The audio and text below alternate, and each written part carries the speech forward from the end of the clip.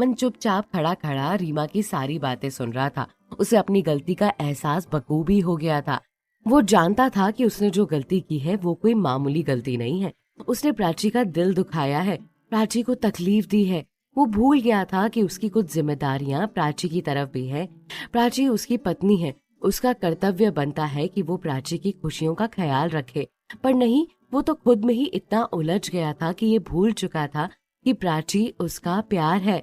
काम ही उसके लिए सब बन गया था। प्राची भी उसके लिए बहुत कुछ है, उसे याद ही नहीं था। रीमा, मैं भूल गया था, मुझे सच में याद नहीं था कि कल मेरी वेडिंग एनिवर्सरी थी। अब सॉरी बोलने का क्या फायदा? भैया, सॉरी बोलना भी है तो भाभी से जाकर बोलिए। कितना उदास है वो, कितना रोई है वो कल। उनकी आंखें साफ साफ बता रही हैं कि उन्हें कितनी तकलीफ हो रही है। आप तो जानते ही हैं कि वो कितना प्यार करती हैं आपसे। उन्होंने आपके लिए खुद को भुला दिया। कितनी खुश थी वो कल, मैं आपको बता भी नहीं सकती। पर आपने क्या किया? नहीं रीमा, मेरा यकीन करो, मेरा ऐसा कोई इंटेंशन नहीं था। मैं उसे चोट नहीं पहुंचाना चाहता था। वो तो बस मैं काम में इतना उलझा था कि मुझे पता नहीं चला। तो अब देर मत कीजिए भैया, जाकर उन्हें समझाइए, उन्हें मनाइए, इससे पहले कि बहुत देर हो जाए। अरे रीमा, मुझे यही करना होगा। ये कहकर अमन झट से भागकर प्राची को मनाने के लिए नीचे गया। नीचे किचन में प्राची चाची के साथ मौजूद थी, काम कर रही थी। चाची को देखकर अमन खुद में बड़बड़ाने लगा। शिट यार, यहाँ तो चाची है, कैसे बात करूं मैं प्राची से? तभी उसे एक आइडिया आया। वो झट से किचन में जाकर चाची की ओर देखकर बोला, चाची, आपको मम्मी बुला रही हैं, जीजी बुला रही हैं। अभी तो आई थी वो मेरे पास, अब क्यों बुला रही हैं? पता नहीं क्यों बुला रही हैं।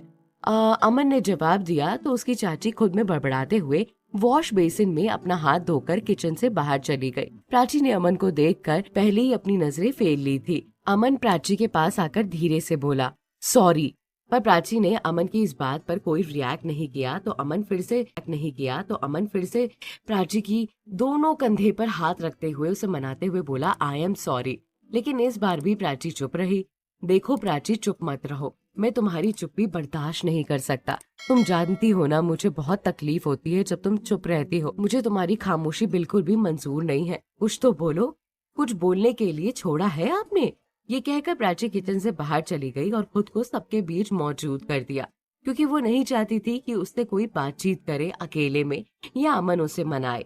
बहुत गहरी चोट पहुंची थी प्राची को, इतनी आसानी से वो नहीं मानने वाली थी। प्राची के जाते ही अमन गुस्से में किचन के सारे बर्तन पटकने लगा और खुद में बड़बड़ाने लगा, यार कैसे मनाऊं मैं प्राची को? इतना तो मतलब मुझे समझ ही नहीं आ रहा है।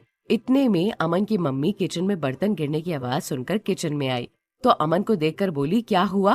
कुछ नहीं मम्मी, बर्तन गिर गए थे तो वापस उन्हें उनकी जगह रख रहा हूँ।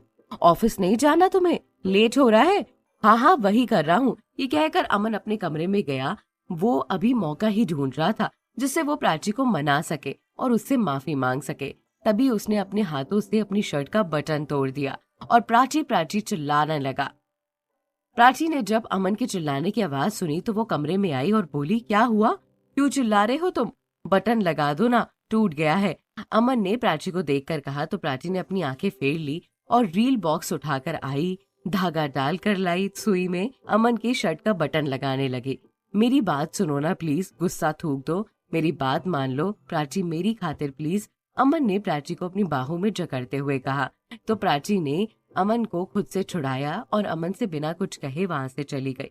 अमन खुद में बड़बड़ाने लगा, कैसे मनाऊं इस लड़की को? कुछ तो करना होगा, पर अभी तो मीटिंग के लिए लेट हो रहा है, जाना होगा मुझे।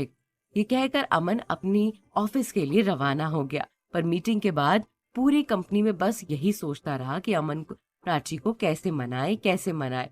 तभी उसने मधु को फोन किया। मधु ने एक बार में ही कॉल अटेंड कर ली। हेलो मधु, कैसी हो तुम? ठीक हूँ, तुम कैसे हो? मैं भी ठीक हूँ। और तुम्हारी वो बेबी कैसी है? वो भी ठीक है। अच्छा मधु, मुझे तुमसे कुछ बात करनी थी। हाँ बोलो ना। अमन ने मधु से इतना ही कहते ही सारी घटना मधु को बता दी, जिस पर मधु अपना सर हिलाते हुए बोली, हाँ प्राची ने भी मुझे इस बारे में बताया था और मैंने उसे समझाया भी था, पर वो तुमसे कुछ कहना नहीं चाहती थी।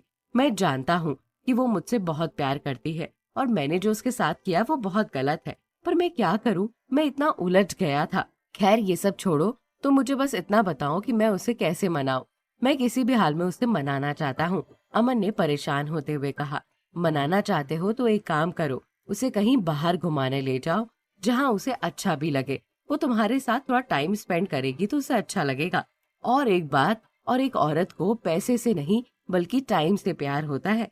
हाँ मधु, ध्यान रखूंगा आगे से। अच्छा अभी रखता हूँ, ये कहकर अमन ने फोन काट दिया। अब आगे क्या होगा आपको पता चलेगा अगले एपिसोड।